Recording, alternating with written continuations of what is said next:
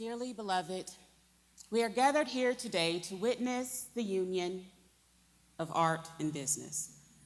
Okay, so I don't know the rest of the words of the ceremony, but I imagine when I got to the point about objections, somebody might stand up and say, they're not compatible because creative independence and an obligation to stakeholders don't mix.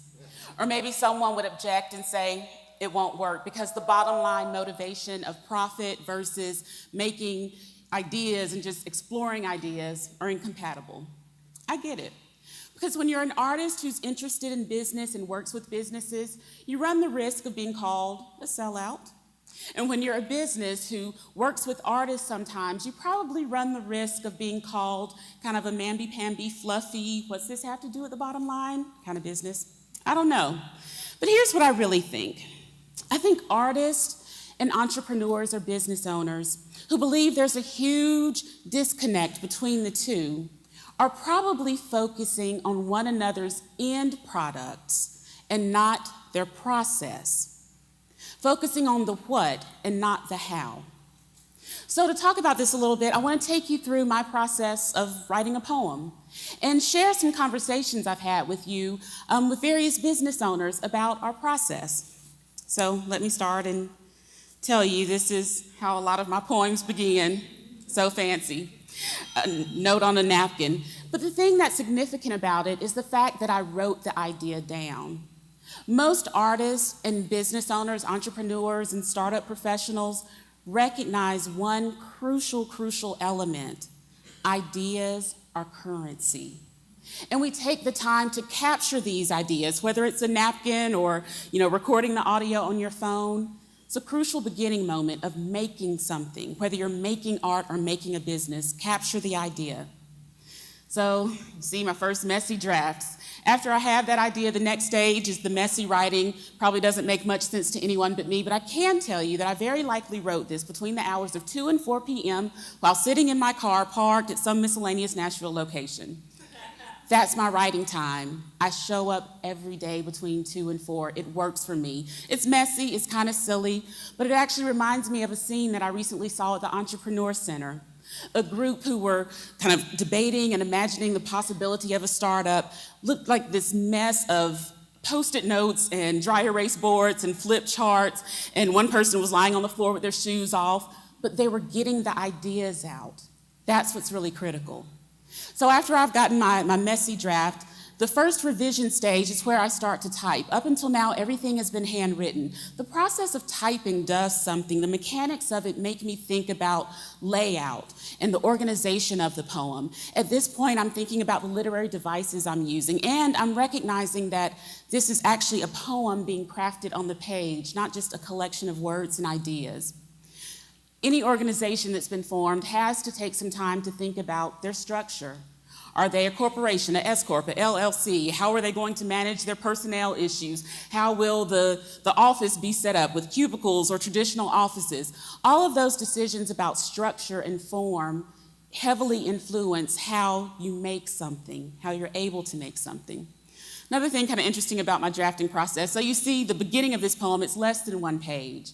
But if you were to really look at all of my drafts in a Word document, it would actually be about 36 pages long, because I copy and paste each draft and successively add another page. So when I go back and look at the previous thing I've written, I'm constantly adding and learning new things about the draft.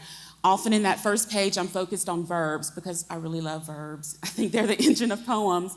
The next page, I might focus on adjectives. Page after that, I might focus on line breaks. And then I go back and forth and try to make it a cohesive unit.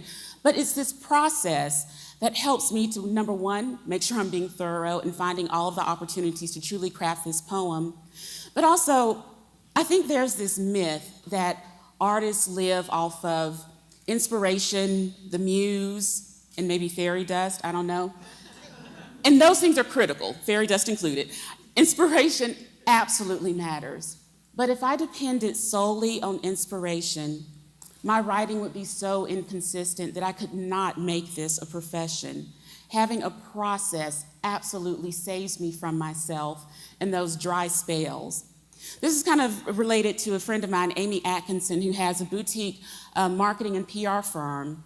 She has clients who are all at very different stages of their businesses. So every time she creates a plan for them, it looks dramatically different from another she's made. However, based on the craft of solid business principles, she has a process she always follows, a certain set of questions she always asks, an order in which the documents go. Creative, yes, for every client, but a process she follows. So the next picture there, you see my editing stage, and you see all the different notes. Those are actually notes from about 10 different people where I took the poem into a workshop, and other writers shared their ideas and questions, and then I go back to my writer's table and possibly change it. This makes me think of the marketing stage, where maybe you have a focus group.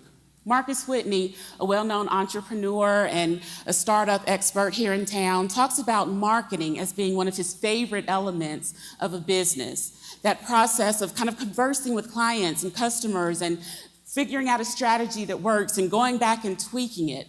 That's a lot of the true creativity of a business. Same thing happening here. But one thing that's kind of funny to me, if you think about minimum viable product, I think our businesses are familiar with that, but I have to believe in MVP as a poet, minimum viable poem, maybe. I have to allow myself to incrementally grow and not believe that the first draft has to be amazing. So the next stage, we've gotten from, and this process probably took a few months, but we've gotten from this tattered napkin to what's now the final version. Looks very different. When I look at this, I see probably 80 different decisions and choices I made, literary tools that I employed, a certain type of internal rhyme that reflects the relationships I'm discussing. All of those things matter to me, but realistically, I know when some readers engage with this poem, they might pick up on 5, 10, 15 of those things.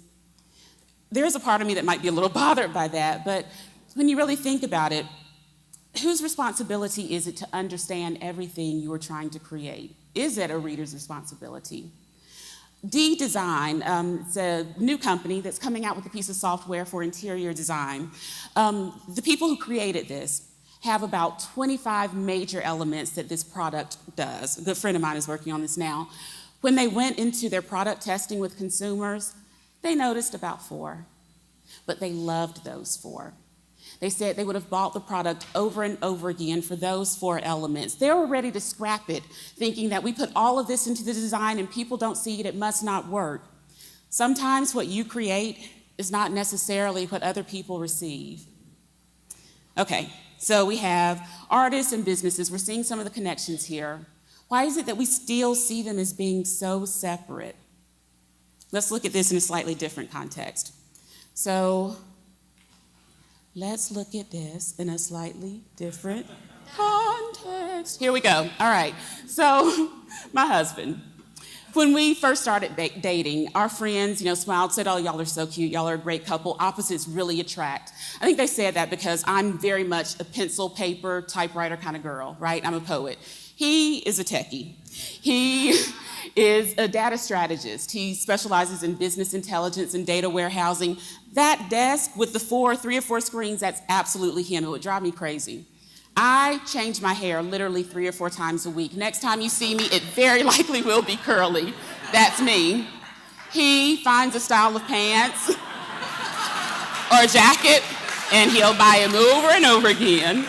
I love your style. It's okay. So here's the thing. When you do that type of compare-contrast, I visualize a seesaw. And I wonder, where are the partners getting onto that seesaw? I think when our friends said that it was an attraction of opposites, what they were thinking is that our relationship worked because we got on the seesaw on opposite ends. It made it function, right? What we were actually feeling, though, was more like this. We felt like as we were getting to know one another, we were in the Me Too phase. We were noticing that although we had different hobbies and we did a different type of work, our processes were quite similar. Both of us are divergent, kind of web-like thinkers, very rarely linear. We're both introverted in many ways. And these things were helping us to really find a common ground that also made us balance. You can thank my physics teacher here. I remember all of this. The fact is, you could balance that board by both being together on the fulcrum, with one being maybe 2 feet in while the other is 8 feet in. There's so many ways to get the functional level of movement that you want. So we've all heard about opposites attracting, right? I think that's, the functional thing we're thinking. But one of my business coaches, Christy Haynes of Core Consulting, says, opposites attract, but similarities bond. Opposites attract, but similarities bond. Well, it turns out for Al and myself, that actually really worked. See, the thing that I really love and respect about him is he's never tried to turn me into a techie. I've never tried to turn him into a poet, but we have influenced each other in some amazing collaborative ways. I use Scrum in my creative writing courses. Scrum is an agile project management approach that many coders and developers use for software. I'm applying it to poetry. He uses storytelling and narrative structures in his change leadership approach. When he's working on changing the culture of data usage with an organization, he often starts with a metaphor to help people to envision the possibilities. Opposites attract, similarities bond. Well, it turns out researchers agree. Researchers from the University of Iowa published a study recently in the Journal of Personality Psychology where they studied 300 married couples. They found overwhelmingly that personality similarity was positively correlated with marital satisfaction and longevity. But it's really important that they say personality because they also looked at hobbies, they looked at fields of study, but it ends up it wasn't the what, but the how. The personality was how they approached these things. Okay, so back to art and business here. If it's true that art and business aren't necessarily opposites, and if it's true that it's not opposites that always make a collaboration work, why is it that there aren't more artists and businesses working together? So let me give you a few examples and things that are happening. Now, first I'm going to tell you how toothpaste has become the basis of my marital communication. So I would walk in the bathroom in the medicine cabinet and see the tube of toothpaste upside down every morning and afternoon, and it would drive me crazy because I knew I had put it in right side up. So Al was turning it the other way. Why would he do this to me with my neurotic ways? I don't know.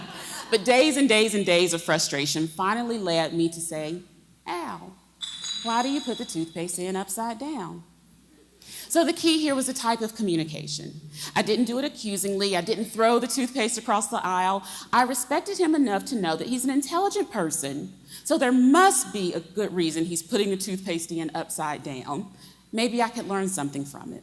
We ended up having this amazing conversation about efficiency versus aesthetics and, having to shake the tooth, But that approach to communication really worked for us. When artists and business owners, entrepreneurs are working with one another, it might seem really, really odd that this artist always sends you emails at 3 a.m., but there could be a good reason. It might seem just horrible that this organization brings you in and wants you to sit at a desk for 8 hours, but it might work for them in a certain way, but we have to be careful that we remain ourselves. Let's keep talking. So looking at another example, Amtrak, the train station, recently instituted an artist-in-residence program. Writers, poets, and fiction writers will ride on trains for a year across the country, writing whatever they want. Oh, the writer in me is like, yes. This works because Amtrak and the writer have complementary values. The focus on experience, travel, movement, it fits together. And imagine if a novelist writes some amazing book that's on the New York Times bestseller list and it has something to do with a train. That makes pretty good business sense, right? So 5-Star Hotel in Milwaukee, a boutique hotel that prides itself on being the creative, artistic alternative to the big box hotel, also has an artist-in-residence program where the artist has an open studio. Visitors can see all of their work. They are also given full reign of the gallery in the hotel. Now, unlike when you see coffee houses that invite artists to put their work up on the wall and maybe sell it, and coffee might get splashed on your work, this hotel completely respects the artist and their need for space to create, and the artist in turn adds true value to their brand message. It works. But it's not just artist-in-residence programs. Businesses are bringing artists in as consultants to help with creativity training, to talk through innovation within their process. They're bringing in artists to think about branding and new ways of seeing things, and it's working. And it's not just businesses employing artists. Artists are employing sound business principles. Here in Nashville, my friend Jamal Sheets, a visual artist, has a very developed aesthetic with his repoussé work. The tradition would be to sell in galleries. He does that quite often, but he's also started working with organizations that have annual award ceremonies and creating the awards for them. It's just another way of distribution, and every business knows that decisions about distribution have to be creative. Another example, I have a series of poetry vending machines. I'm publishing poems now in repurposed bubblegum machines. So inside the little plastic bubble are poems. On the back side of the poem and on the front cover of some of the machines, businesses that rent the machines are able to place their branding, possibly place a promotion. Some people would say that's the epitome of selling out. What I say is that I want my poems to live in the world, and this is a way to do it. And using contracts with the clarity of expectations, knowing whose role is what and how it's all being done, I have the full creative control I need, and the businesses have a unique branding opportunity. Okay, so here's the thing, art and business. We could ask why even do this, right? Well, here's the basic thing. Artists, I think you make your money one of 5 ways. You're born wealthy, you marry rich, you teach, you have a part-time job that's unrelated to your art, or you sell your art in some way directly to an audience. As an artist, I know my process. I know my creative work and my craft. I own that. But I learn from people and organizations who have mastered the business side. And the thing that also kind of gets me is the starving artist syndrome seems familiar to people. I think it's the most anti-creative thing in the world. It's so cliche, the struggling artist. And as artists, we're all about creating new things, right? So why just fall into this common model of never thinking about the financial aspect of what we do? It's not my main driver, but the reality is I don't write very well when I'm hungry. I don't. I really, really don't. And I want my work to exist in a world where people value it beyond the kind of novelty of a poem. A financial structure helps with that. And as far as businesses go, we know that the market right now has definitely moved beyond the kind of days where you have a conveyor belt making every single thing the same way. Efficiency is the main goal we're going towards. Today, it's about creativity and innovation. It's about having relationships with your customers. Artists understand those intricacies. So with mutual respect, with creative freedom, with brand alignment, I believe artists and entrepreneurs and businesses have more in common than you might initially think. So artists, art, entrepreneurs, businesses, I now pronounce you collaborators. You may go forth and create. Thank you all.